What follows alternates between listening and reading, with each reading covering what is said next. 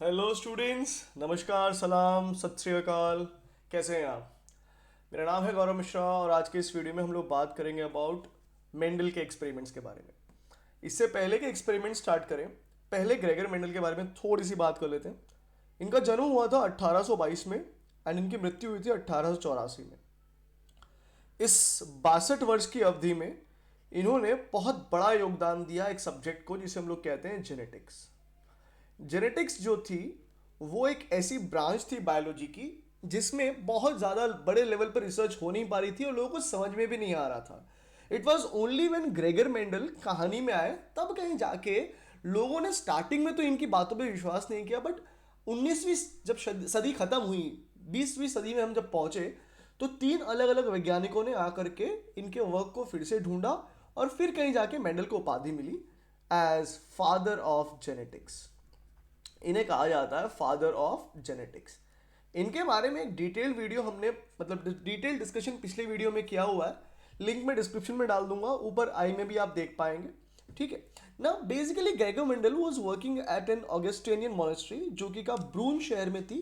एक शहर है ऑस्ट्रिया में, ऑस्ट्रिया करके कंट्री है जहाँ पे एक ब्रून नामक शहर है जिसमें ये वर्क किया करते थे। And somewhere in the year 1856-57 के बीच में इन्होंने काम चालू किया पी प्लांट पर, जिसका जिसका जिसका साइंटिफिक नेम है पीसम सटाइवम। ओके, इन्होंने पीसम सटाइवम के ऊपर वर्क करना स्टार्ट किया। Just give me a minute, let me write it as या पीसम सटाइवम पे इन्होंने वर्क करना स्टार्ट किया। एंड या ये काम चला 1863 तक। बट इस बीच में मेंडल साहब ने जब वर्क करा तो इनको क्या था, बहुत सारे लोगों का सामना करना पड़ा और बहुत सारे लोग जो थे इनकी बातों को विश्वास नहीं कर रहे थे एंड ही गॉट डीमोटिवेटेड। इन्होंने अपना काम छोड़ दिया और बहुत बहुत दयनीय तरीके से इनकी मृत्यु हुई। बहुत सारे लोग इनके साथ नहीं थे, बहुत सारे लोगों ने इनको इनको वो जो रिकग्निशन मिलना चाहिए था वो ना मिल पाया। And that is the worst that can happen to a scientist, right. Now इन्होंने 2 अलग अलग एक्सपेरिमेंट में वर्क करा। एक था मोनोहाइब्रिड एक्सपेरिमेंट और दूसरा था डाईहाइब्रिड एक्सपेरिमेंट। हम हमारे इस वीडियो में बात करेंगे मोनोहाइब्रिड एक्सपेरिमेंट के बारे में। तो अगर आप क्लास 10th के स्टूडेंट हैं, आप क्लास 12th के स्टूडेंट हैं, तो you can stick around and trust में आपको कुछ जानने ही मिलेगा यहाँ पर। ऑलराइट, चलिए मोनोहाइब्रिड एक्सपेरिमेंट की जरा सी बात करते हैं। देखिए monohybrid experiment as the name suggest, यहां पर हमने क्या करा है, हमने एक सिंगल कैरेक्टर की बात करी। ठीक है, हमने यहां पर क्या करा है, हमने यहां पर एक सिंगल कैरेक्टर की बात करी और वो सिंगल कैरेक्टर क्या है students, that single character is height. ठीक है, अब हाइट के अलग अलग वेरिएंट हो सकते हैं। तो मेंडल ने जो प्लांट लिए थे वो थे टॉल और वो थे ड्वार्फ। ठीक है, टॉल और ड्वार्फ। तो ये जो ऑब्जर्वेबल ट्रेट हम देख रहे हैं, ये जो ऑब्जर्वेबल ट्रेट हम देख रहे हैं उसे हम लोग कहते हैं क्या, फिनोटाइप। क्या कहते हैं, फिनोटाइप। वो चीज जो आप देख पाते हो वो है फिनोटाइप। आप देख रहे हैं कि मेंडल साहब के बाल हैं वो हल्के से घुंघराले हैं, तो ये जो कर्ल है वो क्या हो गया, फिनोटाइप हो गया। अब इस फिनोटाइप के पीछे कुछ ना कुछ तो चीज जिम्मेदार रही होगी, है ना, कुछ ना कुछ जेनेटिक फैक्टर या कुछ कुछ रहा होगा जो उसके लिए जिम्मेदार रहा होगा, उसे हम लोग कहते हैं जीनोटाइप। तो 2 चीजें होंगी, एक होंगी फिनोटाइप और एक होगा जीनोटाइप। फिनोटाइप मतलब वो चीज जो आपको दिख रही है, basically the observable trait, observable feature या ट्रेट। और इस ऑब्जर्वेबल फीचर के पीछे जो रीजन होगा वो होगा हमारा जीनोटाइप। वो चीज जो ऑब्जर्वेबल ट्रेट बना रही है, जैसे इसको टॉल बना दिया, इसको ड्वार्फ बना दिया, वो चीज जो इसके लिए जिम्मेदार है वो हो गया है जीनोटाइप। ठीक है, चलिए आपको ये समझ में आ गया होगा। आगे बढ़ते हैं। अब मेंडल साहब ने क्या करा, मेंडल साहब ने बड़ा सिंपल सा एक्सपेरिमेंट डिजाइन करा। इन्होंने लिए पी प्लांट। ये पी प्लांट कैसे थे स्टूडेंट्स, ये पी प्लांट थे टॉल और इनको इन्होंने क्रॉस करवा दिया with a dwarf plant, with a dwarf plant. तो 2 प्लांट थे, एक टॉल था और एक ड्वार्फ था। इसको इन्होंने नाम दे दिया पेरेंट। और इन्होंने इंश्योर किया ये जो टॉल और ड्वार्फ प्लांट हैं ये कैसे हो, ये हो होमोजाइगस, ये हो होमोजाइगस। अब ये होमोजाइगस क्या होता है, अगर हमारे जीनोटाइप सेम हो, जैसे कि कैपिटल टी, जैसे कि स्मॉल टी, अगर ऐसी कंडीशन आ रही है जहां पर दोनों ही अलील सेम हो तो उसे कहा जाएगा होमोजाइगस। एक दूसरी कंडीशन आती है इसी की जैसी, जिसे हम लोग कहते हैं हेट्रोजाइगस, जिसे हम लोग कहते हैं हेट्रोजाइगस।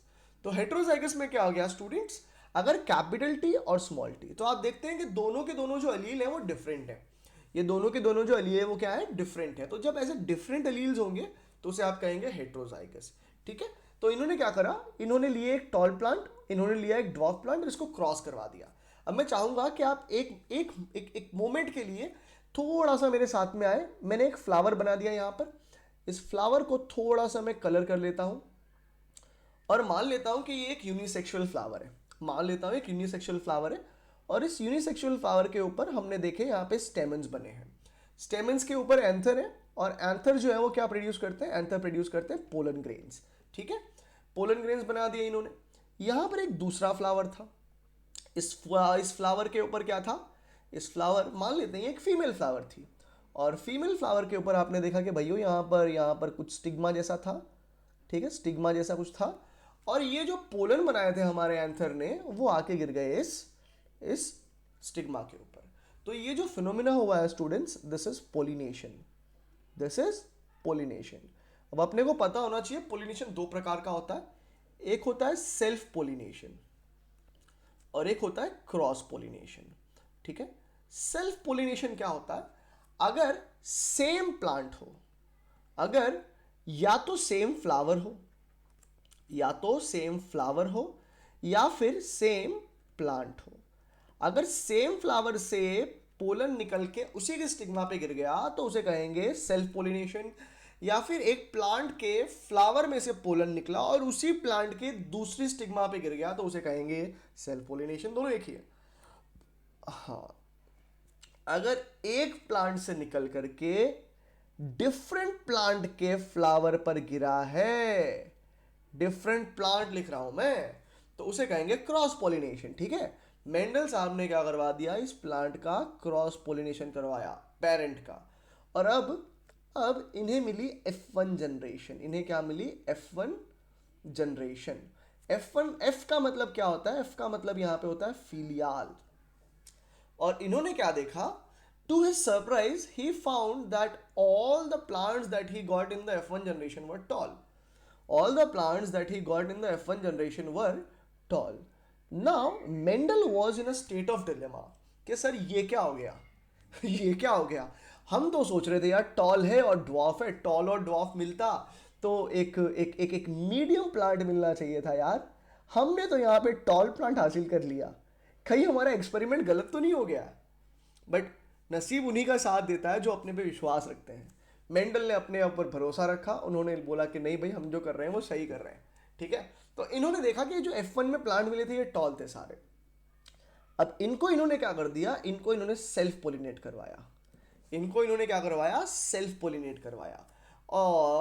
और जब इन्होंने सेल्फ पोलिनेट करवाया ना स्टूडेंट्स, तो इन्होंने क्या देखा, इनको मिले जो प्लांट्स, उसमें से मेजर जो प्लांट थे वो टॉल थे, मेजर जो प्लांट थे वो टॉल थे, और बहुत कम नंबर में इनको मिल रहे थे ड्वार्फ प्लांट। ठीक है, तो ये जो प्लांट्स अब इन्हें मिले हैं ये है F2 जनरेशन। F का मतलब फिर से फिलियाली रहने वाला F2 जनरेशन है। ठीक है, तो इन्होंने देखा कि हर तीन टॉल प्लांट पर इनको एक ड्वार्फ प्लांट मिल रहा था F2 जनरेशन में। तो इनके पास तकरीबन कुछ 1100 के आसपास प्लांट्स थे, जिसमें से 787 प्लांट्स जो थे वो टॉल थे और 277 प्लांट्स जो थे वो थे ड्वार्फ। मतलब हुआ क्या, ये जो सेल्फ पोलिनेट करवाया गया, मतलब इसी फ्लावर में से निकल करके पोलन इसी को फर्टिलाइज कर गया, तो जब सेल्फ पोलिनेशन हुए तो तकरीबन 1100 के आसपास बीज मिले, और उन बीजों को जब जर्मिनेट करवाया गया तो 787 टॉल प्लांट्स और 277 ड्वार्फ प्लांट्स मिले। अब यहां से मेंडल को समझ में आ गया था कि क्या मीडियम क्यों नहीं मिला। इन्होंने ये चीज प्रपोज करी सबसे पहले कि F1 जनरेशन में जो भी आपको फीचर देखने मिला, क्या देखने मिला, टॉल। पेरेंट के अंदर टॉल था, पेरेंट के अंदर ड्वार्फ भी था, बट F1 के अंदर केवल टॉल देखने मिल रहा था। तो मेंडल साहब ऐसा बोले कि इस टॉल में और इस ड्वार्फ में टॉल जो है वो ज्यादा ताकतवर है। ठीक है, वो ज्यादा ताकतवर है। दूसरा इन्होंने ये बोला कि जब ये ताकतवर और ये कमजोर, मतलब टॉल और ड्वार्फ, दोनों जब साथ में आते तो दोनों मिक्स नहीं होते हैं, दोनों मिक्स नहीं होते हैं।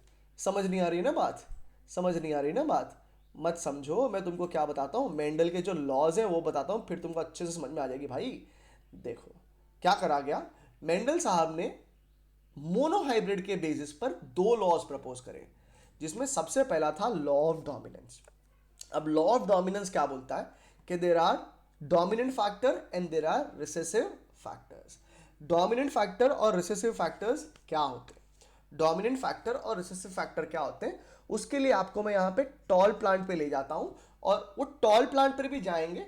उससे पहले मैं आपको एक बहुत शानदार सी चीज़ बताना चाहूँगा, और वो शानदार सी चीज़ क्या है मालूम है आपको, वो है आपको मैं बताऊंगा, जो उसे उसे मैं क्या कहूँगा, उसे मैं कहूँगा एक एक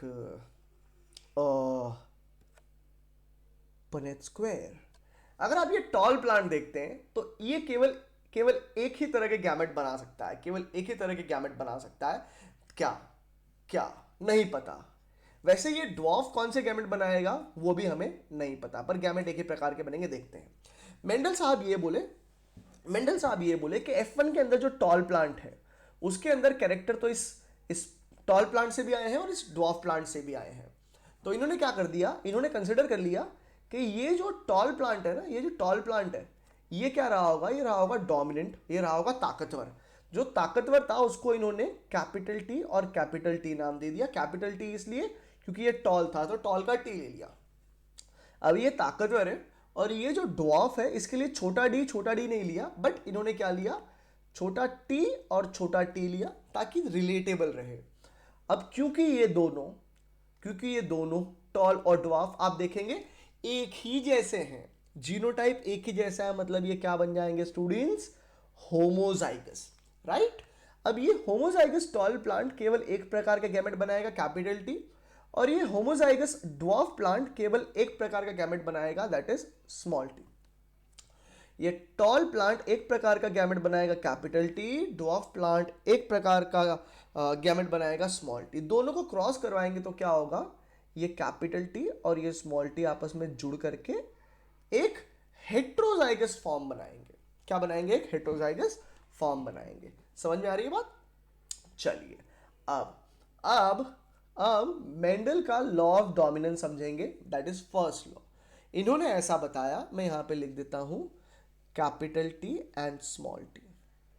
इन्होंने ऐसा बताया when two different form of factors are present, जब दो अलग अलग फॉर्म ऑफ फैक्टर्स प्रेजेंट होते हैं एक सिंगल इंडिविजुअल में, जैसे कि यहां पर था, तो केवल एक ही अपने आप को एक्सप्रेस कर पाता है, केवल एक ही अपने आप को एक्सप्रेस कर पाता है, केवल एक ही अपने आप को एक्सप्रेस कर पाता है, और वो जो अपने आप को एक्सप्रेस कर पाता है वो बन जाता है डोमिनेंट। क्या बन जाता है, वो डोमिनेंट बन जाता है। तो हम देखते हैं ये कैपिटल टी जो था ये कहाँ से आया था, ये आया था इस टॉल वाले प्लांट से, मतलब ये टॉलनेस क्या हो गई है, डोमिनेंट हो गई है। जबकि का ये जो छोटा टी है ये कहाँ से आया है, ये आया है इस ड्वार्फ वाले प्लांट से, और ये F1 में देखने नहीं मिल रहा है। मतलब ये क्या हो रहा है, ये ड्वार्फ प्लांट है, और ये ड्वार्फ जो है जो अपने आप को F1 में एक्सप्रेस नहीं कर पाया वो क्या हो जाएगा, वो हो जाएगा एक रिसेसिव फैक्टर, ऐसा मेंडल बोले। ठीक है, तो इनका जो ऑब्जर्वेशन था बड़ा सिंपल सा था। इन्होंने ये बोला that when two different forms of factors are present in the same individual, one that is able to express itself becomes dominant and the one which is not able to express itself become recessive। ठीक है, dominant और recessive वाला character जो है और जो genotype है वो मेरे ख्याल से आपको समझ आ जाना चाहिए अब तक। ठीक है, आगे बढ़ते हैं। दूसरा क्या बताया इन्होंने, दूसरा इन्होंने प्रपोज करा हमारे लिए एक चीज जिसे हम लोग कहते हैं लॉ ऑफ सेग्रीगेशन। ठीक है, अब देखो लॉ ऑफ सेग्रीगेशन पे जाएं उससे पहले आपको एक चीज बता देते हैं, यहाँ पर एक एक्सेप्शन आता है। ठीक है, लॉ ऑफ डोमिनेंस के एक्सेप्शन आते हैं। पहला है इनकम्प्लीट डोमिनेंस और दूसरा है कोडोमिनेंस। इसके बारे में along the course of the chapter जब वीडियोस बनेंगे तो डिस्कशन किया जाएगा, तो आपको अभी चिंता करने की जरूरत नहीं है। ठीक है, आगे बढ़ते हैं और आते हैं लॉ ऑफ सेग्रीगेशन पर। देखो लॉ ऑफ सेग्रीगेशन समझना है ना, तो उससे पहले आपको जाना पड़ेगा इस F2 जनरेशन के जीनोटाइप पर। आप जो यहाँ पर देख रहे हैं फिनोटाइप, आप जो यहाँ पर देख रहे हैं फिनोटाइप, जीनोटाइप नहीं है बच्चों। पहले जीनोटाइप फाइंड करेंगे। तो जीनोटाइप के लिए क्या करना पड़ेगा आपको, ये जो इसका जीनोटाइप ले लो, कैपिटल टी और स्मॉल टी, दो ही प्रकार के गैमेट फॉर्म हो सकते हैं। वैसे यहाँ पर कैपिटल टी और स्मॉल टी, ये है पुनेट स्क्वायर, अभी जो बन रहा है ये है पुनेट स्क्वायर। और पुनेट स्क्वायर क्या होता है, ये किसी भी इंडिविजुअल का जीनोटाइप फाइंड करने में आपको मदद कर सकता है। तो कैपिटल टी, ठीक है, just give me a minute, या it goes as capital T फिर capital T small T, capital T small T and small T. तो ये जो चार है ये जीनोटाइप हैं इनके, ठीक है। यहाँ पर आपको कैपिटल टी मिल गया क्योंकि टॉल थे, देखो ये टॉल है, ये वाला भी टॉल है, ये भी टॉल है, हेट्रोजाइगस कंडीशन में, right. Capital T small T and for this it will go as small T. तो आप देख रहे हैं ओवरऑल जो यहाँ पर आपको जो जीनोटाइप मिल रहा है वो है चार, एक ये दो सेम है और ये एक है। तो जीनोटिपिक रेशियो जो आपको मिलता है वो मिलता है 1:2:1, और फिनोटिपिक रेशियो जो मिलता है वो होता है कितना, देखो 3 टॉल प्लांट है और एक ड्वार्फ प्लांट है, मतलब 3:1, ठीक है। यहां तक की बात अगर आपको समझ में आ चुकी होगी तो अब जो मैं आपके साथ डिस्कस करूंगा वो आपको पता चल पाएगा इनफैक्ट, राइट। तो लेट मी पहले इसको मिटा देने दीजिए मुझे, और राइट, चलिए वायरस का भी प्रोटेक्शन चाहिए हमको। देखिए लॉ ऑफ सेग्रीगेशन की अगर आप बात करोगे भाइयों और बहनों, तो आपको मैं एक चीज बताऊंगा, क्या लॉ ऑफ सेग्रीगेशन क्या बोलता है। ये बोलता है कि alleles do not show any blending. जैसे कि यहाँ पर आपके पास कैपिटल टी और स्मॉल टी आया था F1 जनरेशन में, आपके पास कैपिटल टी स्मॉल टी आया F2 में, कैपिटल टी स्मॉल टी आया F2 में। ब्लेंडिंग का मतलब क्या होता है, ब्लेंडिंग का मतलब होता है मिक्सिंग। क्या आपने इस कैपिटल टी और स्मॉल टी, कैपिटल टी क्या कोड करता था भाई, कैपिटल टी किसके लिए था, टॉल के लिए था, स्मॉल टी किसके लिए था, ड्वार्फ के लिए था।